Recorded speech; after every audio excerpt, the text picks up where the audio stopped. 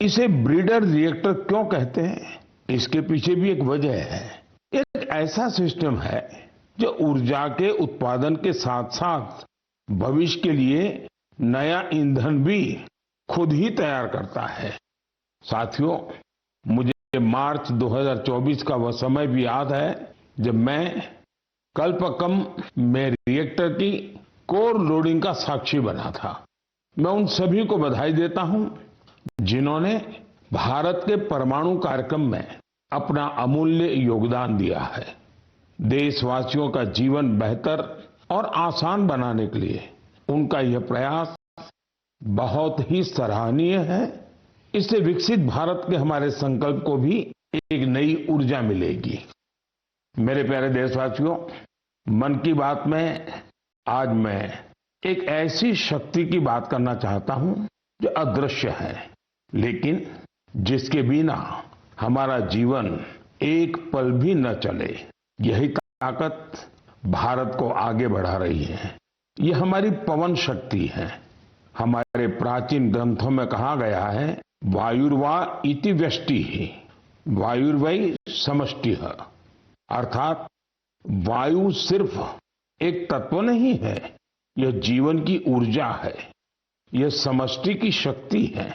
साथियों, आज यही पवन शक्ति भारत के विकास की नई कहानी लिख रही है। भारत ने हाल ही में पवन ऊर्जा यानी विंड एनर्जी में बड़ी उपलब्धि हासिल की है।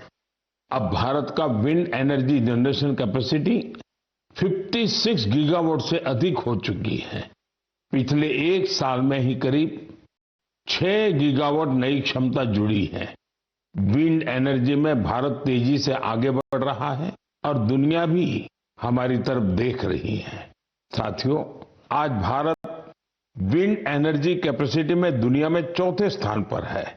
यह हमारे इंजीनियरों की मेहनत है, यह हमारे युवाओं का परिश्रम है, यह देश की सामूहिक इच्छा शक्ति का प्रतीक है। साथियों, गुजरात, तमिलनाडु, महाराष्ट्र, राजस्थान, देश के अनेक राज्य इस सेक्टर में अपना परचम लहरा रहे हैं। गुजरात के कच्छ, पाटन, बनासकांठा जैसे क्षेत्र जहां पहले सिर्फ रेगिस्तान नजर आता था, आज वहां बड़े रिन्यूएबल एनर्जी पार्क बन रहे हैं। इसका लाभ युवाओं को मिल रहा है, नए अवसर बन रहे हैं, नई स्किल विकसित हो रही है, रोजगार के नए रास्ते खुल रहे हैं। साथियों, भारत के विकास के लिए सौर और पवन ऊर्जा जरूरी है। ये सिर्फ पर्यावरण की बात नहीं है, ये हमारे भविष्य की सुरक्षा है। इसमें हम सबकी भूमिका है। हमें बिजली बचानी है, हमें स्वच्छ ऊर्जा, क्लीन एनर्जी अपनानी है। देश में हर स्तर पर ऐसे प्रयास जरूरी हैं, क्योंकि इन्हीं से बड़ा बदलाव आता है। साथियों, मई महीने की शुरुआत एक पावन अवसर के साथ होने जा रही है। कुछ ही दिनों में हम बुद्ध पूर्णिमा मनाएंगे। मैं आप सभी देशवासियों को अपनी अग्रिम शुभकामनाएं देता हूं। भगवान गौतम बुद्ध का जीवन संदेश आज भी उतना ही प्रासंगिक है। उन्होंने हमें सिखाया है कि शांति हमारे भीतर से शुरू होती है। उन्होंने बताया है कि स्वयं पर विजय सबसे बड़ी विजय होती है। आज दुनिया जिस तरह के तनावों और संघर्षों से गुजर रही है, ऐसे समय में बुद्ध के विचार और भी अहम हो गए हैं। साथियों, दक्षिण अमेरिका के चिली में एक संस्था भगवान बुद्ध के विचारों को आगे बढ़ा रही है। लद्दाख में जन्मे ड्रपपोन ओजेर रिनपोछे के मार्गदर्शन में काम हो रहा है। यह संस्था ध्यान और करुणा को लोगों के जीवन से जोड़ रही है। कोची गुआज घाटी में बना स्तूप लोगों को शांति का अनुभव कराता है। वाकई यह देखकर गर्व होता है। भारत की प्राचीन धारा दुनिया तक पहुंच रही है। दूर दराज के लोग भी इससे जुड़ रहे हैं। साथियों, बौद्ध परंपरा हमें प्रकृति से जुड़ना भी सिखाती है। भगवान बुद्ध को ज्ञान एक वृक्ष के नीचे मिला था। प्रकृति हमारे जीवन का अभिन्न हिस्सा है। देश में भी ऐसे प्रयास हो रहे हैं। कर्नाटका में कर्मा मोनेस्ट्री इसका अच्छा उदाहरण है। यह मठ एक जीवंत वन क्षेत्र है जो 100 एकड़ में फैला है। इस वन में 700 से अधिक देसी वृक्षों को संरक्षित किया गया है।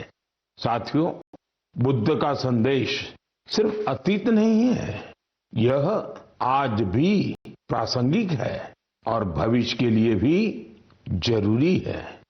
बुद्ध पूर्णिमा का यह अवसर प्रेरणा देता है। हम अपने जीवन में शांति बढ़ाएं, करुणा अपनाएं और संतुलन के साथ आगे बढ़े। मेरे प्यारे देशवासियों, आप सभी जानते हैं हमारे देश में अब 23 जनवरी यानी नेताजी सुभाष की जयंती से लेकर 30 जनवरी यानी गांधी जी की पुण्यतिथि तक गणतंत्र का महोत्सव मनाया जाता है। इसी महोत्सव का अहम हिस्सा होता है बीटिंग रिट्रीट।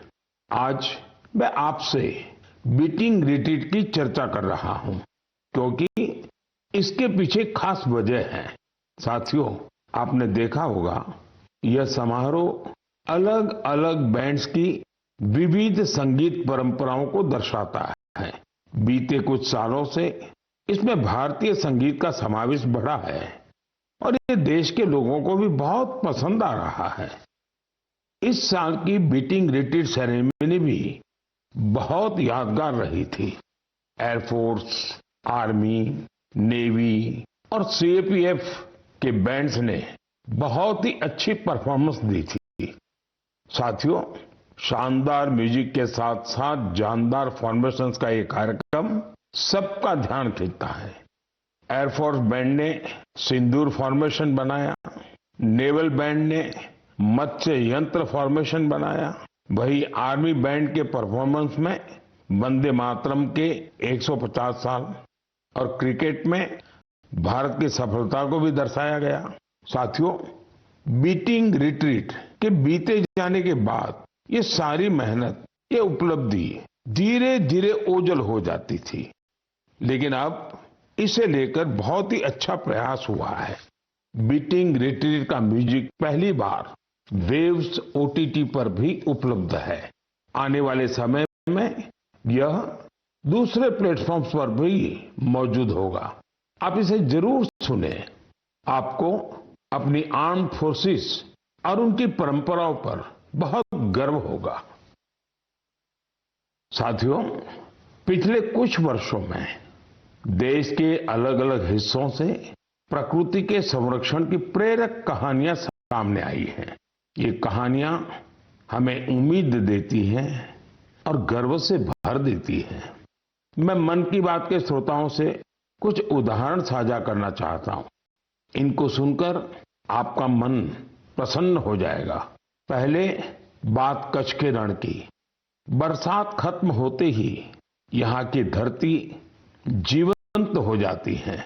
हर साल लाखों फ्लेमिंगो यहाँ आते हैं।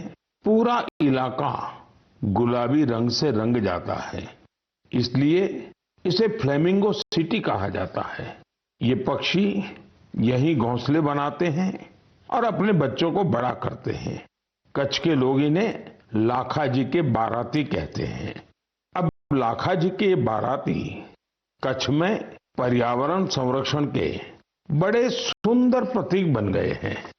साथियों, दूसरा किस्सा इंसान और वन्य जीवों के सहयोग का है और ये उत्तर प्रदेश से है। यहाँ के तराई इलाकों में फसल के समय हाथियों के झुंड गांवों की ओर आते हैं। इससे टकराव की आशंका बढ़ती है, लेकिन अब यूपी में भी गज मित्र जैसे प्रयास शुरू हुए हैं। गांव के लोग ही टीम बनाकर इससे टकराव कम हो रहा है और लोगों में भरोसा बढ़ रहा है। साथियों, मध्य भारत से भी एक अच्छी खबर आई है। छत्तीसगढ़ में ब्लैक बक यानी काले हिरण फिर से दिखाई देने लगे हैं। एक समय इनकी संख्या बहुत कम हो गई थी, लेकिन लगातार प्रयास हुए और संरक्षण बढ़ाया गया। आज ये फिर से खुले मैदानों में दौड़ते नजर आते हैं। यह हमारी खोती विरासत की वापसी है। ऐसे ही उम्मीद ग्रेट इंडियन बस्टर्ड यानी गोडावण के संरक्षण में भी दिख रही है। ये पक्षी हमारे रेगिस्तानी इलाकों की पहचान हुआ करती थी, लेकिन एक समय इसकी संख्या बहुत कम रह गई थी। हालत ये थी कि ये पक्षी लुप्त होने की कगार पर पहुंच गई थी, लेकिन अब इसके संरक्षण के लिए बड़ा अभियान चल रहा है। वैज्ञानिक तरीके अपनाए जा रहे हैं, प्रजनन केंद्र बनाए गए हैं और अब नए जीवन की शुरुआत दिखाई दे रही है। साथियों, प्रकृति और मानव अलग नहीं है, हम एक दूसरे के साथी हैं। जब हम प्रकृति को समझते हैं, उसका सम्मान करते हैं और उसके साथ मिलकर चलते हैं, तो बदलाव साफ दिखाई देता है। आज यही बदलाव देश के कोने कोने से नई उम्मीद बनकर सामने आ रहा है। मेरे प्यारे देशवासियों, नॉर्थ ईस्ट हम सब के लिए अष्टलक्ष्मी है। यहाँ भरपूर टैलेंट है और नॉर्थ ईस्ट की प्राकृतिक सुंदरता भी सबका ध्यान खींचती है। मन की बात में भी हम अक्सर नॉर्थ ईस्ट के लोगों की उपलब्धियों पर चर्चा करते आए हैं। आज ऐसी ही एक और उपलब्धि की मैं आपसे चर्चा करूंगा और वो है बैम्बू सेक्टर में नॉर्थ ईस्ट की सफलता। साथियों, जिस चीज को कभी बोझ के रूप में देखा जाता था, वह आज रोजगार, कारोबार और इनोवेशन को नई गति दे रही है। हमारी माताएं, बहनें इसकी सबसे बड़ी लाभार्थी हैं। आपको ये जानकर हैरानी होगी कि बैम्बू की परिभाषा बदल देने से कितना बड़ा परिवर्तन आया है। साथियों, अंग्रेजों के बनाए कानून के हिसाब से बैम्बू को पेड़ के रूप में परिभाषित किया गया था और इससे जुड़े नियम बहुत कड़े थे। कहीं पर भी बैम्बू को ले जाना बहुत मुश्किल था। ऐसे में यहाँ के लोग बांस से जुड़े काम धंधे से दूर होते गए। साथियों, साल 2017 में कानून में बदलाव करके हमने बैम्बू को पेड़ की कैटेगरी से बाहर किया, जिसके नतीजे सबके सामने हैं। आज पूरे नॉर्थ ईस्ट में बैम्बू सेक्टर फल फूल रहा है। लोग लगातार इनोवेशन करके इसमें वैल्यू एडिशन कर रहे हैं। साथियों, त्रिपुरा के गोमती डिस्ट्रिक्ट के विजय सूत्रधार और साउथ त्रिपुरा के प्रदीप चक्रवर्ती, उन्हीं की बात कर रहे हैं। इन्होंने नए कानूनों को अपने लिए एक बड़े अवसर के रूप में देखा। फिर इन्होंने अपने काम को टेक्नोलॉजी से जोड़ा। आज वे पहले से कहीं बेहतर और कहीं ज्यादा बांस के उत्पाद बना रहे हैं। नागालैंड के दिमापुर और आसपास के इलाकों में कई ऐसे सेल्फ हेल्प ग्रुप्स हैं जिन्होंने बैम्बू से जुड़े फूड प्रोडक्ट्स में वैल्यू एडिशन किया है। वहां खोरोलो क्रिएटिव क्राफ्ट जैसी टीमें भी हैं जो बांस के फर्नीचर और हैंडीक्राफ्ट पर काम कर रही है। साथियों, मिजोरम के मामित जिले में ऐसी टीमें हैं जो बांस के टिश्यू कल्चर और पॉली हाउस मैनेजमेंट पर काम कर रही है। मुझे सिक्किम में गंगटोक के करीब लागस्थल बाम्बू एंटरप्राइज टीम के बारे में भी पता चला है। ये बैम्बू से हैंडीक्राफ्ट्स, अगरबत्ती स्टिक्स, फर्नीचर और इंटीरियर डेकोर आइटम्स बनाती है। साथियों, मैंने यहां पर कुछ ही उदाहरण दिए हैं। देश में बैम्बू सेक्टर की सफलता की यह लिस्ट काफी लंबी है। मैं आप सभी से आग्रह करूंगा कि नॉर्थ ईस्ट का कोई न कोई बांस का उत्पाद जरूर खरीदें। आप इसे गिफ्ट के रूप में भी दे सकते हैं। आपके इस प्रयास से उन लोगों का हौसला बढ़ेगा जो बैम्बू प्रोडक्ट्स को बनाने में अपना पसीना बहाते हैं। मेरे प्यारे देशवासियों, तेजी से बदलते हुए इस समय में टेक्नोलॉजी हमारी जिंदगी का बहुत बड़ा हिस्सा बन गई है। आज हम अपने अतीत को वर्तमान से जोड़ने में भी टेक्नोलॉजी का कमाल देख रहे हैं। इस दिशा में हाल ही में एक ऐसा डेवलपमेंट हुआ है जिससे शिक्षा से जुड़े लोग और इतिहास में रुचि रखने वाले बहुत खुश हुए हैं। साथियों, कुछ दिन पहले ही नेशनल आर्काइव्स ऑफ इंडिया ने एक विशेष पोर्टल पर एक अनोखा डेटाबेस शेयर किया है। इस संस्था ने 20 करोड़ से भी ज्यादा अमूल्य दस्तावेजों को डिजिटाइज कर सार्वजनिक किया है। इनमें से कुछ तो बहुत ही दिलचस्प हैं। 7वीं शताब्दी की गिलगित पांडुलिपियां भोजपत्र पर लिखी हुई हैं। यहां आपको 8वीं शताब्दी का एक रोचक ग्रंथ श्री भुवालय भी देखने को मिलेगा। अंकों पर आधारित यह ग्रंथ एक ग्रिड के रूप में है। रानी लक्ष्मीबाई से जुड़े कुछ अहम पत्र भी आप यहां देख सकते हैं। इनसे 1857 में उनके द्वारा लिए गए कुछ निर्णयों का पता चलता है जो उनके पराक्रम को दर्शाते हैं। जो लोग नेताजी सुभाष के बड़े प्रशंसक हैं, उनके लिए यहां नेताजी के जीवन, आजाद हिंद फौज और उनकी स्पीच से जुड़े कई डॉक्यूमेंट्स हैं। आपको पंडित मदन मोहन मालवीय जी, उनसे जुड़े कई डॉक्यूमेंट्स भी मिलेंगे। इनमें बीएचयू की स्थापना और हिंदी साहित्य सम्मेलन से जुड़ी अहम जानकारियां हैं।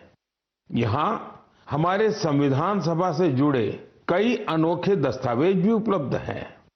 मैं आप सभी से आग्रह करता हूं कि आप www.abhilekpatal.in को जरूर विजिट करें। यह आपको अपने इतिहास का अद्भुत, आप दुनिया भर के सबसे प्रतिभाशाली लोगों के बीच है। आपके पास गणित के बहुत ही कठिन सवाल हैं। इन्हें सुलझाने के लिए समय है केवल 4.5 घंटे, यानी वक्त बहुत कम है और कंपटीशन इंटरनेशनल है, बहुत तगड़ा है। ऐसी स्थिति में नर्वस होना बहुत स्वाभाविक है, लेकिन इन्हीं परिस्थितियों में हमारी बेटियों ने कमाल कर दिया।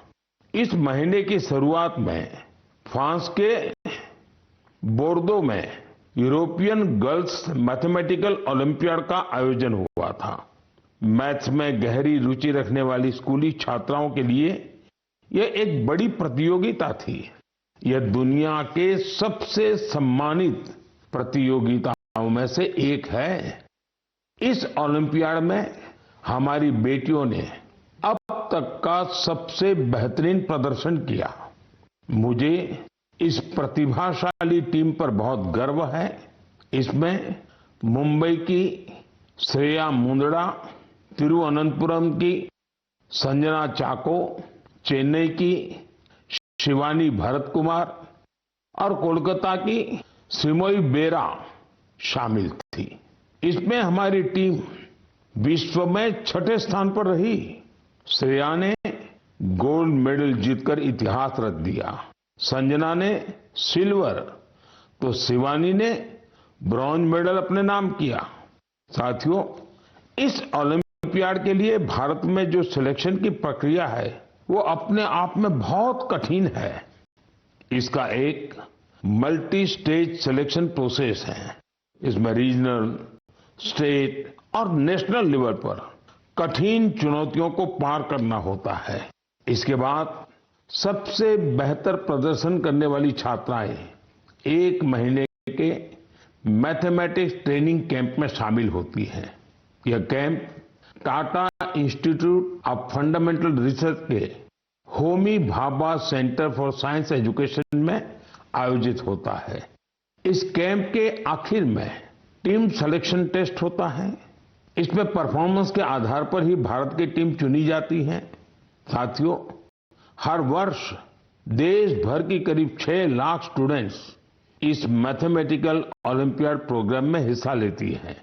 समय के साथ यह संख्या लगातार बढ़ रही है, यानी देश की बेटियों के बीच ओलंपियाड का यह कल्चर तेजी से लोकप्रिय हो रहा है। इन होनहार बेटियों को सपोर्ट करने के लिए मैं उनके पेरेंट्स की भी सराहना करता हूं। मेरे प्यारे देशवासियों, हमारे देश में इस समय एक बहुत अहम अभियान चल रहा है, जिसके बारे में हर भारतीय को जानकारी होनी जरूरी है। ये है जनगणना का अभियान। यह दुनिया की सबसे बड़ी जनगणना है। साथियों, जो साथी पहले से इस तरह की प्रक्रिया से गुजरे हैं, इस बार जनगणना का उनका अनुभव अलग होने वाला है। जनगणना 2027 को डिजिटल बनाया गया है। सारी जानकारी सीधे डिजिटल माध्यम में दर्ज हो रही है। घर घर जाने वाले कर्मचारियों के पास मोबाइल ऐप है। वे आपसे बात करके उसी में जानकारी दर्ज करेंगे। साथियों, इस बार जनगणना में आपकी भागीदारी भी आसान बनाई गई है। आप खुद भी अपनी जानकारी दर्ज कर सकते हैं। कर्मचारी के आने से 15 दिन पहले आपके लिए सुविधा शुरू होगी। आप अपने समय के अनुसार जानकारी भर सकते हैं। जब आप प्रक्रिया पूरी करते हैं तो आपको एक विशेष आईडी मिलती है। यह आईडी आपके मोबाइल या ईमेल पर आती है। बाद में जब कर्मचारी आपके घर आता है तो आप यही आईडी दिखाकर जानकारी की पुष्टि कर सकते हैं। इसे दोबारा जानकारी देने की जरूरत नहीं पड़ती। समय भी बचता है और प्रक्रिया आसान हो जाती है। साथियों, जिन राज्यों में स्वगणना का काम पूरा हो गया है, वहां गणना कर्मचारी द्वारा घरों के सूचीकरण का कार्य भी शुरू कर दिया गया है। अब तक लगभग 1 करोड़ 20 लाख परिवारों का मकान सूचीकरण का कार्य पूरा भी हो चुका है। साथियों, देश की जनगणना सिर्फ सरकारी काम नहीं है, यह हम सबकी जिम्मेदारी है। आपकी भागीदारी बहुत जरूरी है। आपकी दी गई जानकारी पूरी तरह सुरक्षित रहती है, यह गोपनीय रखी जाती है। डिजिटल सुरक्षा के साथ इसे सुरक्षित किया जाता है। आइए हम सब मिलकर इस प्रक्रिया में भाग लें। जनगणना 2027 को सफल बनाएं। साथियों, हमारे देश में खाने पीने की परंपरा सिर्फ स्वाद तक सीमित नहीं रही है। इसी परंपरा का एक दिलचस्प हिस्सा है भारत की चीज। कुछ दिन पहले मैंने ट्वीट के माध्यम से एक जानकारी साझा की थी। ब्राजील में आयोजित एक अंतर्राष्ट्रीय चीज प्रतियोगिता में भारतीय चीज के 2 ब्रांड्स को प्रतिष्ठित पुरस्कार मिले हैं। इस उपलब्धि की चर्चा सोशल मीडिया पर भी खूब हुई। कई लोगों ने मुझसे कहा कि भारत में चीज की जो विविधता है उस पर भी बात होनी चाहिए। साथियों, भारत के डेयरी सेक्टर में बहुत बड़ा बदलाव आ रहा है। इस सेक्टर में वैल्यू एडिशन ने हमारे पारंपरिक स्वाद को एक नई पहचान दी है। आज भारतीय चीज दुनिया भर में अपनी जगह बना रही है। ब्रेकफास्ट हो, लंच हो या डिनर, दुनिया की प्लेटों में भारत का स्वाद पहुंच रहा है। जम्मू कश्मीर की कलारी चीज को ही लीजिए। इसे कश्मीर का मोजेरेला कहा जाता है। गुजर बकरवाल समुदाय के लोग पीढ़ियों से इसे बनाते और खाते आए हैं। वहीं सिक्किम, अरुणाचल प्रदेश और लद्दाख में छुरपी बहुत प्रसिद्ध है। पहाड़ों की सादगी और कोमलता इसके स्वाद में भी महसूस होती है। इस चीज की खास बात यह है कि इसे याक के दूध से बनाया जाता है। साथियों, महाराष्ट्र और गुजरात में टोपलीनू पनीर, जिसे सुरती चीज भी कहा जाता है, वह भी अपनी एक अलग पहचान रखता है। मैंने यहां सिर्फ कुछ नाम लिए हैं, लेकिन हमारे देश में स्वाद की यह दुनिया बहुत व्यापक है। आज इस परंपरा को नई ताकत मिल रही है। अनेक भारतीय कंपनियां इस क्षेत्र में निवेश कर रही हैं। आधुनिक तकनीक आ रही है, बेहतर पैकेजिंग हो रही है और हमारे उत्पाद वर्ल्ड स्टैंडर्ड के साथ आगे बढ़ रहे हैं। इसी का परिणाम है कि भारतीय चीज अब देश की सीमाओं से निकलकर दुनिया के बाजारों और रेस्तरां तक पहुंच रही है। आज हम लोकल से ग्लोबल की बात करते हैं। उसमें भारतीय चीज का उदाहरण हमें आगे की दिशा दिखाता है। मुझे विश्वास है भारत का स्वाद, भारत की परंपरा और भारत की गुणवत्ता दुनिया के लोगों को एक नया अनुभव देगी और भारत से एक नया जुड़ाव भी बनाएगी। मेरे प्यारे देशवासियों, इस महीने देश के कई हिस्सों में नववर्ष सहित अनेक पर्व त्योहार मनाए गए। कुछ ही दिन बाद 9 मई को पोचिशे बैसाख के अवसर पर हम गुरुदेव टैगोर की जन्म जयंती मनाएंगे। गुरुदेव बहुआयामी व्यक्तित्व के धनी थे। वे एक महान लेखक और विचारक तो थे ही, उन्होंने कई प्रसिद्ध संस्थानों को भी आकार दिया। गुरुदेव टैगोर लोगों के लिए ऐसे उद्योगों के पक्षधर थे जिनमें स्थायी रोजगार मिलने के साथ ही गांवों का भी कल्याण हो। उनके रविंद्र संगीत का प्रभाव आज भी दुनिया भर में बना हुआ है। मेरे लिए शांति निकेतन की यात्राएं अविस्मरणीय रही। यह वही इंस्टीट्यूशन है जिसे उन्होंने पूरे समर्पण भाव से सींचा और संवारा था। उन्हें एक बार फिर मेरी विनम्र श्रद्धांजलि। साथियों, मई का महीना 1857 के प्रथम स्वतंत्रता संग्राम की याद भी दिलाता है। मैं मां भारती की सभी वीर संतानों को नमन करता हूं, जिन्होंने लोगों में देशभक्ति की भावना जागृत की थी। यह समय स्कूली बच्चों की छुट्टियों का भी होता है। मेरा आग्रह है कि वे अपनी छुट्टियों का भरपूर आनंद लें और कुछ नया सीखने का प्रयास करें। गर्मियों के इस मौसम में आप सभी अपने स्वास्थ्य का भी पूरा ध्यान रखें। अगले महीने आपसे फिर मुलाकात होगी, कुछ नए विषयों के साथ, देशवासियों की कुछ नई उपलब्धियों के साथ। बहुत बहुत धन्यवाद। नमस्कार।